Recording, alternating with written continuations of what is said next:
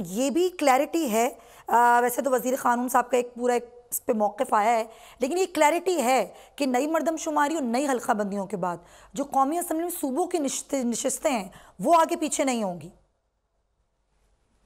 देखिए, उसमें जो इलेक्शन कमीशन की तरफ से या वज़ीर कानून की तरफ से वजाहत आई है, उसमें ये चीज़ बताई गई है कि जो सूबाई असम्बली के हल्के हैं उनकी जो हदें हैं वो तब्दील होंगी। अच्छा, जो नशिस्तें हैं सूबों की वो बढ़ाई कौमी असम्बली की वो मरदमशुमारी के साथ नहीं बढ़ाई जाएंगी या कम नहीं की जाएंगी, वो नशिस्तें उतनी रहेंगी। उसकी वजह यह है कि नशिस्तें बढ़ाने के लिए जरूरी है कि आइन में अमेंडमेंट की जाए, लिहाजा नशिस्तें उतनी रहेंगी और सूबों के जो हल्के हैं वो बढ़ाई या कम की जा सकती क्योंकि वो उनकी हदें सूबों के अंदर है, तो लिहाजा कोई नशिस्तें नहीं बढ़ाई जा रही।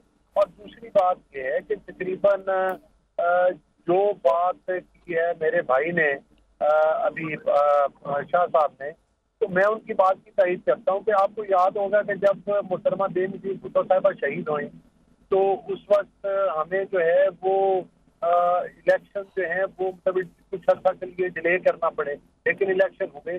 तो मैं समझता हूँ कि ये अभाम जो है वो दूर हो जाएगा। इलेक्शन कमीशन ने ये कह दिया है कि 2 महीने का प्रोसेस है हल्का बंदियों के, और जब वो प्रोसेस मुकम्मल होगा तो उसके बाद जो है वो मतलब है कि सिलसिला मतलब है कि इलेक्शन की तरफ शेड्यूल आ जाएगा और ये मैक्सिमम टाइम है कि 1.5 महीने में भी मुकम्मल हो सकता है, 2 महीने के अंदर भी मुकम्मल हो सकता है।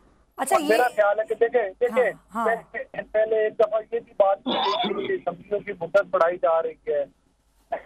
ये वक्त जब प्राइम मिनिस्टर साहब ने टाइम दे दिया तो ये आवाम भी खत्म हो गया कि मुद्दत नहीं बढ़ाई जा रही। इसी तरह से मरदमशुमारी तो हो चुकी थी, अब अगर हल्का बंदियां ना होती तो फिर भी एक सुगम रह जाता। तो मेरा ख्याल है कि तमाम पॉलिटिकल पार्टी जो हैं वो इलेक्शन में जाने के लिए तैयार है, चाहे नून लीग हो चाहे और नून लीग बिल्कुल तैयार है। और नून लीग को क्या चेयरमैन तहरीक इंसाफ की गिरफ्तारी का फायदा होगा या महंगाई बढ़ने का नुकसान होगा? देखिए, बात यह है कि हम ये समझते हैं कि जो ये महंगाई वाला अंतर है वो तो जाते हुए जब चेयरमैन पीटीआई की हुकूमत खत्म हुई थी और जिसको कि हम एक इलेक्टेड गवर्नमेंट कहते हैं, तो उस वक्त उस हुकूमत ने ये खुद वो जाते हुए क्या कर गए थे कि मैं तो बारूदी सुरंगें बिछा के जा रहा हूँ। जाहिर है ऑब्वियसली IMF के प्रोग्राम को रीस्टार्ट करना, उसको 9th रिव्यू को करना बड़ी अचीवमेंट है। और इस दौरान आपने देखा है कि स्टॉक मार्केट बेहतर गई है, महंगाई जरूर है, लेकिन पब्लिक ये चीज अंडरस्टैंड करती है कि 2018 तक जो हमारी हुकूमत थी उस वक्त भी उस हुकूमत को बड़े चैलेंज थे और उन चैलेंजेस पर हमने काबू पाया था। अच्छा, और अल्लाह के फजलो करम से आइंदा जो भी गवर्नमेंट अगर PMLN को मौका मिलता है जी। तो हम अभी तो उस फेज में थे कि जब IMF से कर्जों की बात करनी थी या पाकिस्तान को स्टेबिलिटी देनी थी। इस मुल्क को 4 साल से धरती की तरह से लूटा गया, पाकिस्तान की तारीख के सबसे बड़े हिस्से लिए गए, पाकिस्तान में जो है वो मुआशी तौर पर तबाही की गई। उस तबाही को रोकने में मैं समझता हूँ कि और उसको पाकिस्तान को स्टेबल करने में PDM की हुकूमत ने अहम किरदार अदा किया और लोग इस चीज को अंडरस्टैंड चलें, ये अंडरस्टैंड आवाम को करना है और डेफिनेटली वोट भी आवाम को देना है। तो देखते हैं कि वो इलेक्शंस में किसको वोट देते हैं, आपको देते हैं या फिर पीपल्स पार्टी को देते हैं या फिर किसी और जमात को। तारीख का अमीन,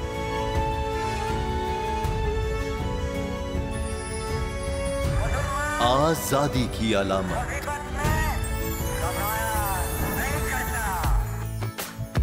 हुस्न का आईनादार, फिक्र व नजरिए की अक्कास,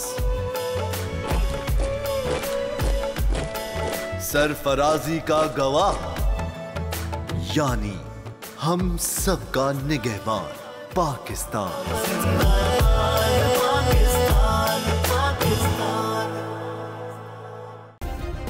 सब्सक्राइब करें और बेल दबाएं ताकि कोई खबर रह न जाए।